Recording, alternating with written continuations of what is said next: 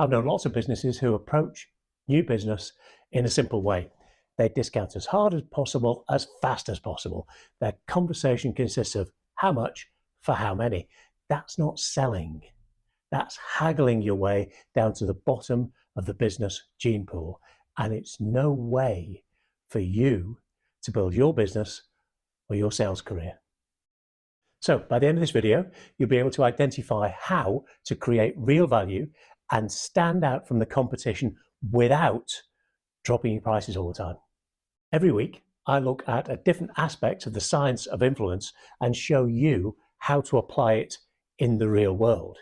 So if that sounds like the sort of thing that's going to be interesting for you, if you're looking to boost your career, your business, and get a better life, hit the subscribe button, hit the notification bell, and hit like. That way you won't miss out on any of the information that's coming over the next few weeks and months.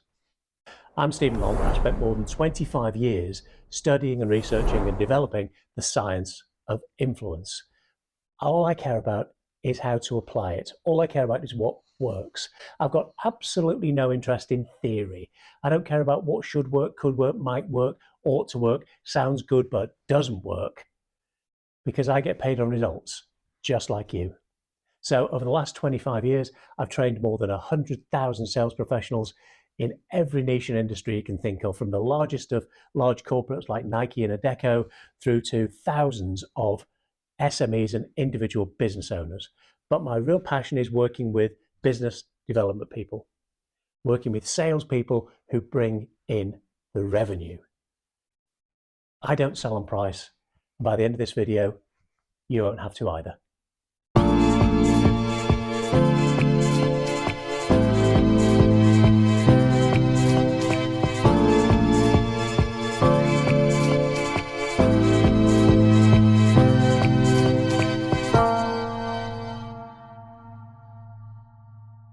So let's start with why price dropping, discounting, negotiation, haggling, whatever term you want to use for it, is such a big problem, and it's getting worse, frankly. There's actually 3 reasons why people end up selling solely on price, and I use the word selling in the broadest possible sense. Because if all you do is have a conversation about how much for how many, that's not really a sales job. It's not even really a negotiation. You're just haggling and doing a bit of bartering about volume. So let's start out by thinking about why we end up in that situation in the first place. The first reason is because they haven't worked out what problems they're solving or what goals and drivers they're trying to deliver. So if you don't know what your product or service does for somebody, all you can do is compare the price with somebody else's version of the same thing. So if you haven't worked out what your clients or prospects genuinely need, what they want, what their problems are and how you can solve them, then all you've got is a generic product or service. And in those situations, yeah, price is your variable. Price is what you're forced to sell on. But if you dig, if you identify the problems that they're experiencing, and if you work out the goals that they aren't yet achieving, in whatever context. Now, that obviously sounds like I'm talking about service or consultancy or whatever it might be, but it's not true. It applies to plumbing supplies. It applies to whatever you like. There's always differentiating factor, and that differentiating factor almost always comes back to solving a problem or delivering a result for somebody. Second reason people end up selling solely on price is because even if they've identified a problem to solve or an unfulfilled want or desire, they don't know how to prove it. They don't know how to prove that they and their solution, their product or service, can actually deliver what it is that somebody's looking for. They've identified what the problem might be. They've identified what the unfulfilled or unmet want is, but they don't know how to prove that they can deliver. They've worked out the problem, but they can't prove they're the solution. That's the second reason. Third reason is because, yes, people have a problem or they have an unfulfilled desire or goal, but they don't really care about it enough to overcome their fear or their inertia. Because every time somebody buys a different product or service, every time somebody changes supplier, there's a potential risk, there's a potential problem. So in order to actually overcome people's basic inertia, they're, oh, well, it's not great, but it hasn't killed me yet.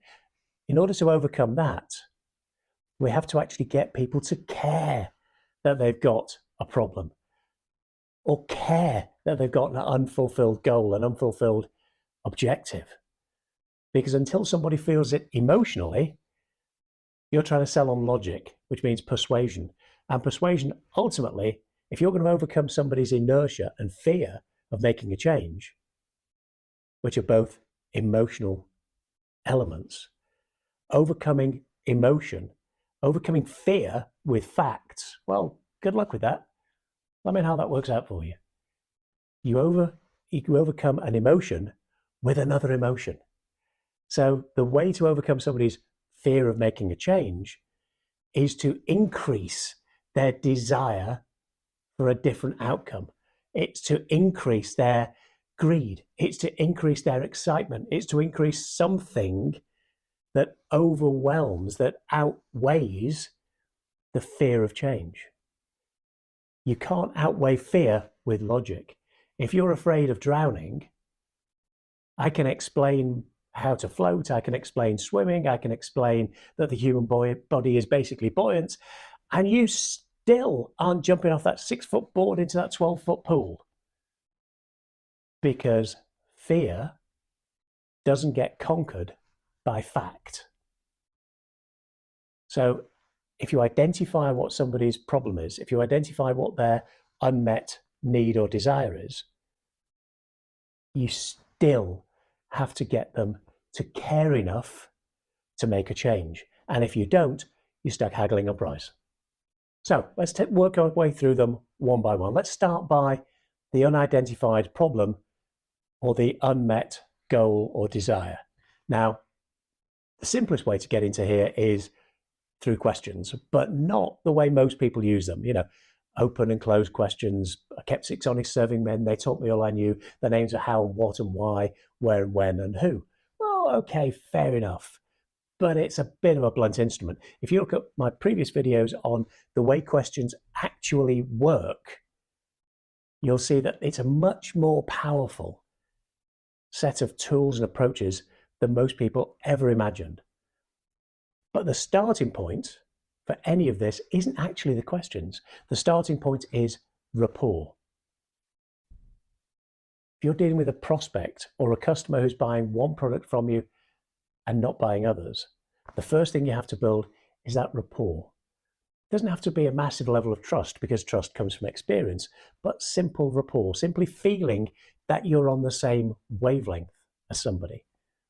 And rapport doesn't have to come from time and shared experience. And it almost never comes from common interests, common experience, common lifestyle, common whatevers. Okay? The old-fashioned idea that you had to find out what football team somebody supported and reference that, or find out what sport or movie somebody's into and reference that. No, because that relies on the fact that you're talking to people who are similar to you, who have similar experiences, similar tastes, similar reference points to you. And the chances are most people won't. I am the nerd's nerd. I am geeky as geeky. I'm not going to relate that well to people whose reference point for almost everything is sport. I just don't have the reference points. I can't talk to someone about football teams. I can't talk to them about players. I can't talk to them about results. I can't talk to them about whatevers. Don't get me wrong, I'll have a go, but I'm just not credible at it. And most people aren't interested in complicated, heavy tomes about psychology or diving into political history, which I like. So subject-wise, I'm just going to miss with most people. But behavior is much more fundamental. Behavioral rapport, where you use the same kind of words that somebody does, where you speak at the same speed and the same volume as them, not going to get into this massively because I've done it in other videos, but if you use behavioral rapport, which triggers the unconscious switch that says, oh, they're just like me. And if they think you're just like them, then all the positive associations they have about themselves start to instantly spontaneously transfer over to you.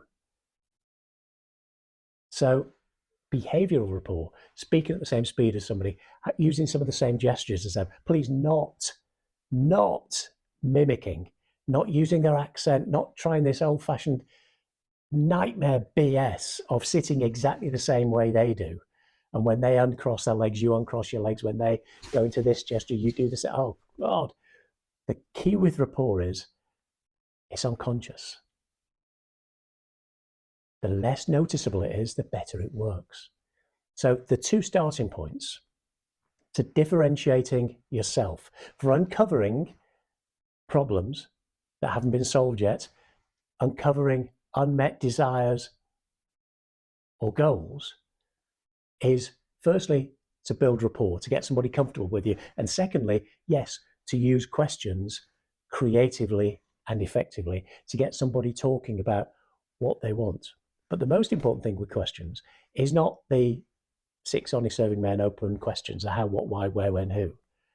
The most important thing with questions is the setup that comes before them and the follow-up. The setup makes the question stick and gets you more information. The follow-up pulls all the real guts out of it. Where somebody says, well, yeah, I mean, things could be going a bit better in this area. Now, most people go, oh, okay, scribble down a note, move on. No. If you're genuinely looking to build influence with somebody, just take a pause, take a breath. Okay. You said they could be a little bit better. How do you mean? You said they could be a little bit better. In what way? You said they could be a little bit better. Now, I'm not even going to go as far or as fast as saying, what would you want instead? Because that just sounds a bit salesy. And I'm not trying to be salesy, I'm trying to be influential. So I just use my tonality to sound curious. I'm just interested. How do you mean? In what way? That will get somebody talking. And the more somebody talks about their problem, the worse it becomes, the worse it feels. The more somebody talks about what they want and why, the more they want it. So you can see that we're already starting to deal with issue 3. So first issue, build your rapport, behavioral rapport. And secondly, use your questions effectively to draw the information out. Don't bolt from subject to subject. Take your time. Be thorough. Second challenge, you don't know how to prove that you can make their problem go away or give them their unmet desire or goal. It's okay. There's 2 ways to play this.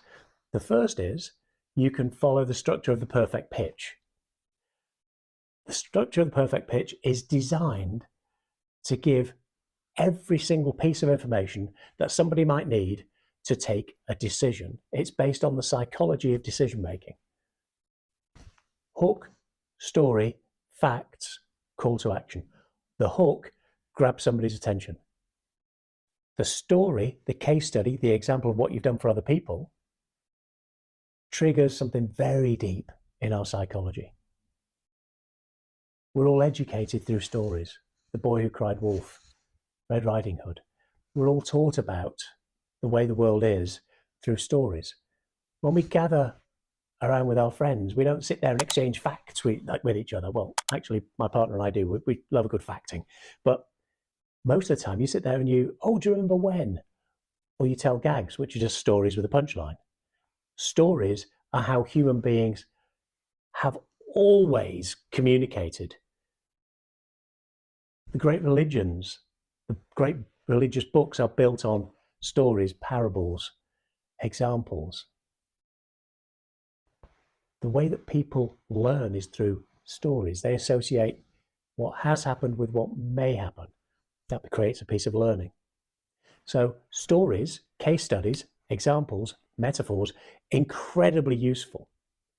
But contrary to what people like Russell Brunson would have you believe, and by the way, Russell Brunson, brilliant genius when it comes to story selling. Very smart, very switched on guy. I just have one disagreement with him, which is that if you're selling to a business, just motivating with a story, just giving somebody a great case study is not enough for them to then go back and sell their colleagues. They're going to need some facts. They're going to need something they can scratch a window with. Yes, give them the case study and then explain how you did it, why it worked, what the implementation plan might be. So hook, story, facts, and always finish with some kind of call to action. If you don't ask somebody to do something, guess what? They won't, because making a change is risky. So the first approach here is you can follow the perfect pitch, and that will work in the majority of cases. It's what I've built most of my businesses on. But you can actually be a bit more rifle shot if you really want to be. You can simply summarize back what somebody said. So you've got this challenge and it's been going on for this long and it's a bit of an issue. Okay. Let me just ask you a question. What has to happen for you to be certain that I can deliver that for you? What has to happen for you to be certain that I can give you the results you're looking for? What has to happen for you to know beyond a doubt that I can give you the kind of result you're looking for? What has to happen, followed by the result you're looking for? Now, please do not mistake this for what do I have to do today to get your business? That takes you down to price and volume. How much for how many? What do I have to do today to get your business is not the same creature as what has to happen for you too. What has to happen is a process. It's a sequence of steps. What do I have to do today to get you on board? What do I have to do today to get your business? Drop your trousers, bend over, let me see the discounts. That is how you get into a price haggle. And it's very difficult to get out of it. Once you've trained your customers to buy on price, it's the devil's own job to undo all that work, because people get used to buying in certain ways, which is why making them change is so difficult, which logically takes us to the third challenge, which is getting someone to care. Getting someone to care enough about their problem to change supplier. Getting someone to be excited enough about their unmet goal or desire to actually take the risk of making a change. How often have you found yourself in a situation where you're interested in something like getting fit or starting a savings account and investing or joining a book club or whatever it might be, and it's interesting, but you just never get round to it? Well, the reason you never get round to it is because the problem that you might solve isn't that big yet. You don't care yet. Or the impact, the positive benefit that would come from making that change isn't all that exciting. So, it's not really worth the hassle and the trouble and the time. So, yeah, getting fit would probably be good, but, whatever, really, there's always time. Trust me, there isn't. Get fit, get organized, start investing. End of. Because if you don't, and now I would take you into the next stage, which is a problem multiplied by time. Let me explain. Now, there's lots of stuff I can get into, and I have on previous videos. I will in future videos, but let me just simplify here. What we're trying to do is to amplify the emotion. We're trying to make the problem feel worse. We're trying to make the goal or the desire seem more exciting and more amazeballs. How do we do that? It's really simple. Time. Now, I don't mean you give them loads of time to think about it. What I mean is, if you take a problem and you multiply it by time, it feels worse.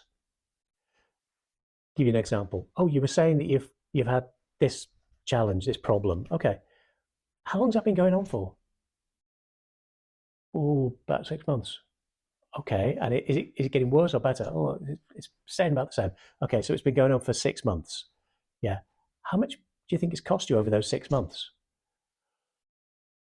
20, 30,000 in total? No, each month. Oh, okay. It doesn't really matter what their answer is. A problem multiplied by time feels worse, but we can do a little bit better. Okay, so if that problem continues for another 6 months or a year, where's that going to take you? Oh, God, no. You take somebody from, oh, we got this problem, to, well, how long's that problem been going on? 6 months. Okay. If that goes on for another 6 months or 12 months, where's that going to take you? What's that going to mean? Oh, yeah, that sucks. Alternatively, if you've got somebody who hasn't achieved their goal, who's got a desire, but they're not making any progress towards it. Okay, so how long have you been trying to achieve this? Oh, a year. Been working on it for about a year or so. Okay, making much progress? No, not much. Okay, well, if you could get that, if you could get it today, 6 months from now, a year from now, what would that mean for you? Well, it'd be amazing. Amazing how? See, this process is circular. Amazing how? Well, it'd mean I could do this, and I mean I've done that, and how would you feel about it? It'd be amazing. So, desire multiplied forwards by time feels more desirable. Problem multiplied by time sucks much more. The longer it's been going on, you'd think the longer it's been going on, the more they get used to it. But that's just because they haven't really thought about it. They haven't focused on it yet. Time to wake them up and get them to really focus on it. So how long's that problem been going on for? 6 months, okay? Getting worse or better? About the same. Okay, that carries on for another 6 months or another 12 months. What's that going to mean? What's the impact going to be? Yeah, that's going to suck. All right, let's take the desire. Okay, the desire. If you could get it today, 6 months from now, where would you be? A year from now, what would it mean? What would the impact have been? Well, it'd be amazing. And by the way, if you have a problem you can make worse, and a desire that you can make bigger, the difference between those two, the difference between the pain and the gain, creates unstoppable motivation, which is why the questioning piece is so important. Take your time. The pitch doesn't have to be complicated. Hook, story, facts, call to action. Or what has to happen for you to be convinced and then do it? What has to happen for you to be certain and then do it? But before that, we need to build the problem and build the desire. Hopefully both. If I can't, I'll settle for hammering one of them. I'll make a problem as bad as I can and multiply it forwards in time. I'll take a desire and make it as exciting as I can and multiply it forward in time before I even think about making a pitch. I never pitch until somebody is ready to buy. Let me do that one again. I never pitch until somebody's ready to buy. Because what the hell is the point? Most salespeople, me back in the olden days, I used to suffer from a horrible, messy condition. I used to suffer from premature pitching. It leaves everybody unsatisfied. It leaves everybody frustrated, and it just doesn't go anywhere. And it's certainly not the basis for an ongoing, successful relationship. Interpret that stuff as you will, by the way. But if you pitch before the problem hurts, if you pitch before the goal or the desire gets their pulse racing, you're going to get objections. Objections are simply the result of you pitching too early and not giving somebody the information they need. Oh, Stephen, that's simplistic. Are you saying that objections actually just come from a salesperson? Yeah, that is precisely what I'm saying. I'm not talking about negotiation. Some people do object just to get a better price. It's fine. It's all right. But if you've built the desire, and if you've proven your case, if you've built the problem so it sucks, and you've shown how you can make it go away, any objections you do get are actually just unanswered questions. And that's great. That's fine. That's easy. That's easy peasy. Down in the description and down in the comments below, I will put a link to how to be an objection slayer, which is a free slide deck that explains everything you will ever need to know about handling objections. I'll also put a link in there into my slide deck all about questions, how to make your questions sing, how to make them work brilliantly. So click those links below, grab yourself a free copy of one or preferably both of those.